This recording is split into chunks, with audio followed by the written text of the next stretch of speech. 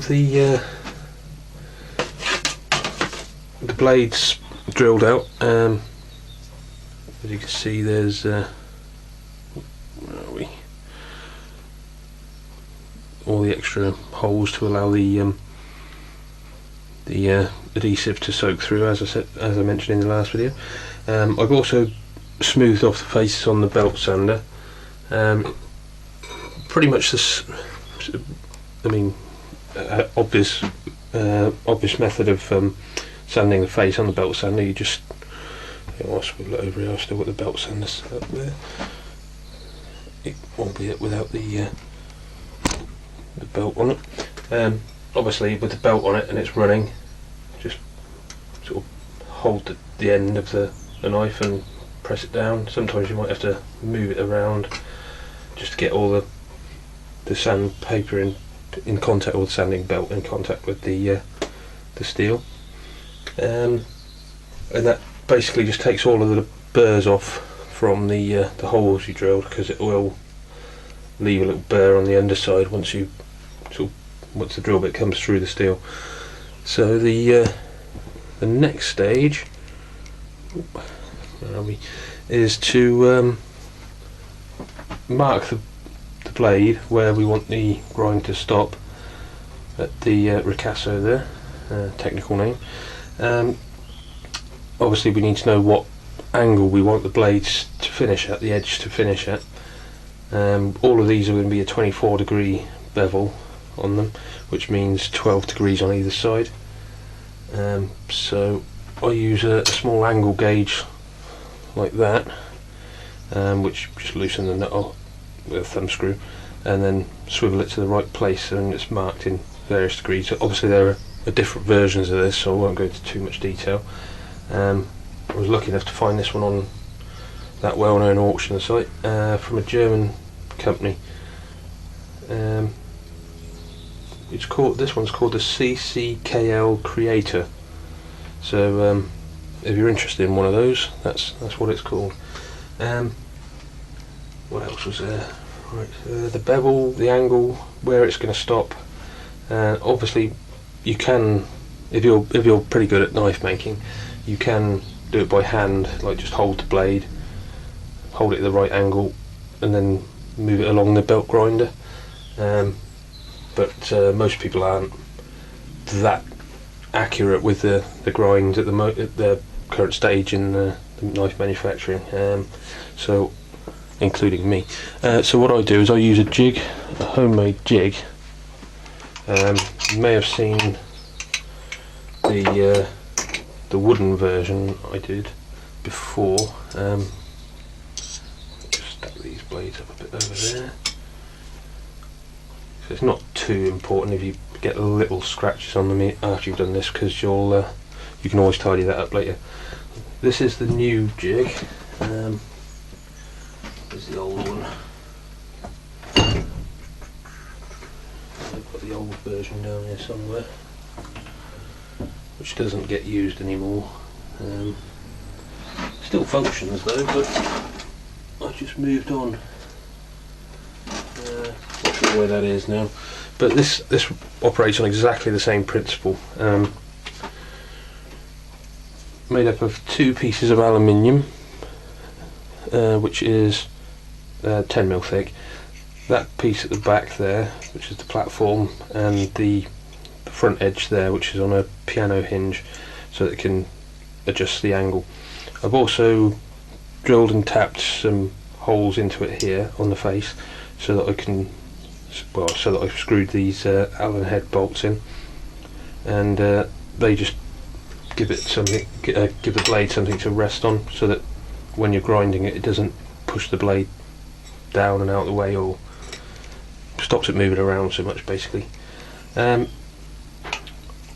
On this side you can see that there's a cross dowel in each end. This one's been drilled out so that the bolt going through it can spin freely. It's also got a pair of locking nuts there to stop it moving in and out. This one is the locking nut for the bolt to stop it turning and adjusting itself while it's in use, but you loosen that off then you can screw this one in and out, and it'll adjust the angle of the front edge there, the upright. So what we need to do to set this is set our gauge to the correct angle, which should be 0, 10, 12 degrees. Now we need a flat surface to do this on, really.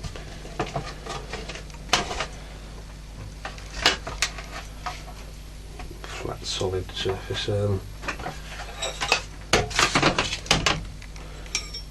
In this case I shall use not that piece of wood. I normally use this piece of oak that we mentioned in the first video, and sit that on there, hold the jig up to it. Where are we? See if I can zoom in a bit so you can see a bit better what I'm doing. Right, and as you can probably see on the screen, there is daylight showing through at the top edge there, so we just want to adjust this down. Move things out of the way. I really need to organise this workshop, so we adjust that down until the face of the upright edge is touching the angle measure all the way up, which is what it's doing now, and then lock it off so it can't move around while we're using it. Double check, make sure it's still the same, which it is, and then simply a case, once we've marked the grind where we want the grind to finish there, simply a case of mounting the blade on in such a way that it tries to keep this edge as parallel to the bottom as possible. Not all knives are as easy to set up like that as others. It's also a good idea to make a note of the relationship between any holes and pins or the edges or whatever, so that when you turn it round you can duplicate that on the other side, so it keeps everything as symmetrical as possible. And once you've got that so that it's where you want it, I just use a small clamp on the tang, small G clamp. We can open it up, slide it down as far as you can, and clamp that in, and that'll hold the blade where we want it to be. And that's it pretty much. So I'm going to get on with marking where the bevels need to stop, the plunge line if you like, and then get on with the grinding and show you the grinding process. Okay.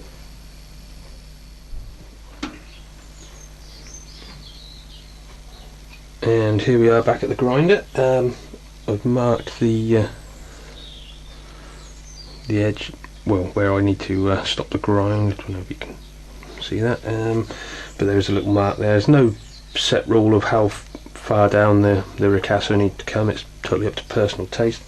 Another thing a lot of knife makers do to begin with is mark 2 tram lines down the edge of the blade, sort of just off centre.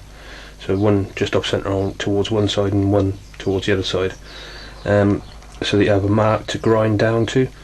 You don't want to grind right down to the middle. You want to leave about 1/2 mil to 1 mil at right in the centre there, because once you've hardened the steel and tempered it, it will lose some of the carbon right on the surface, sort of right on the end.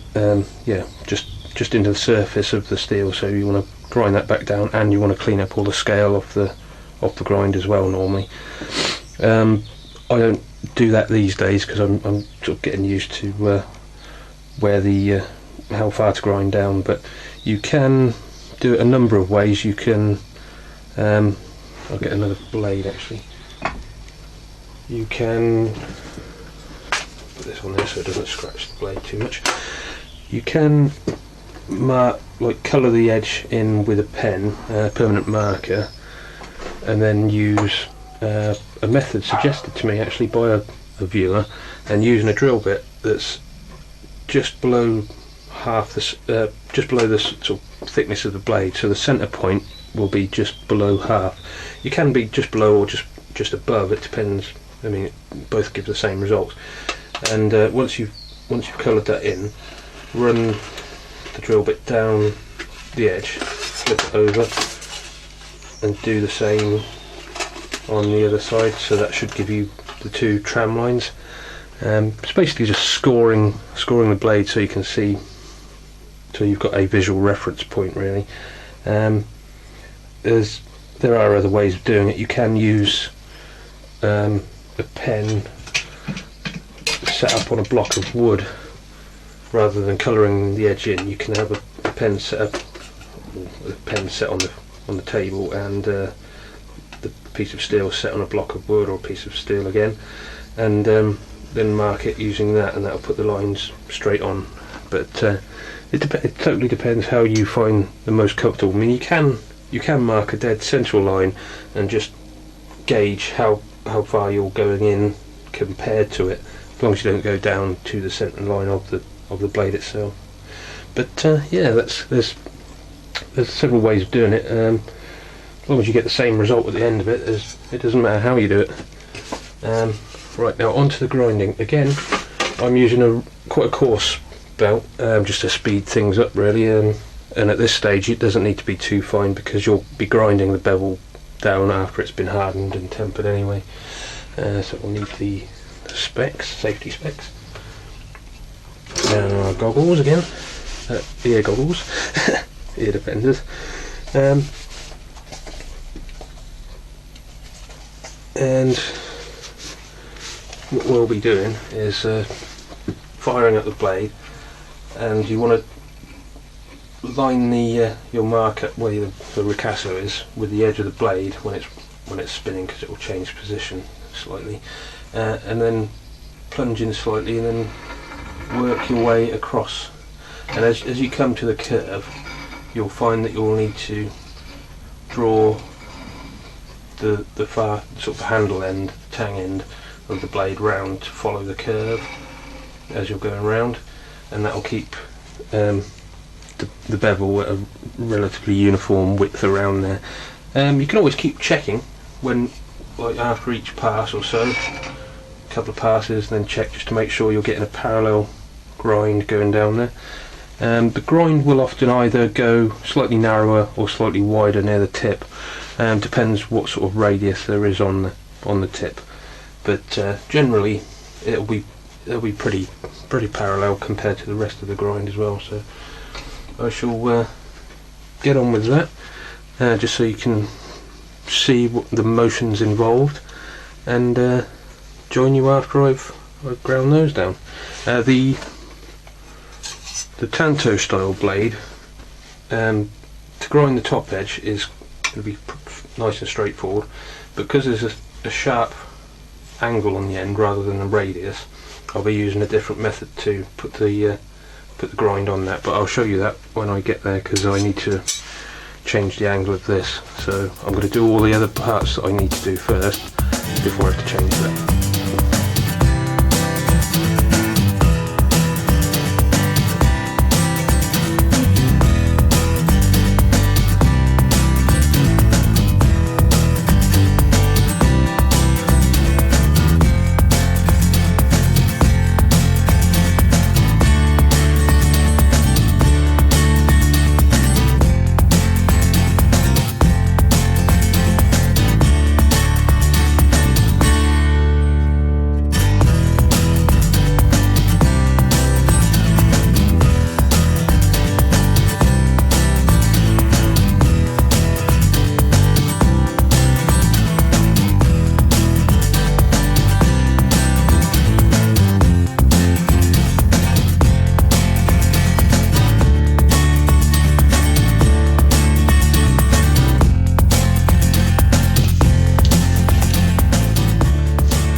I'm not sure, yeah, there, you should be able to see that.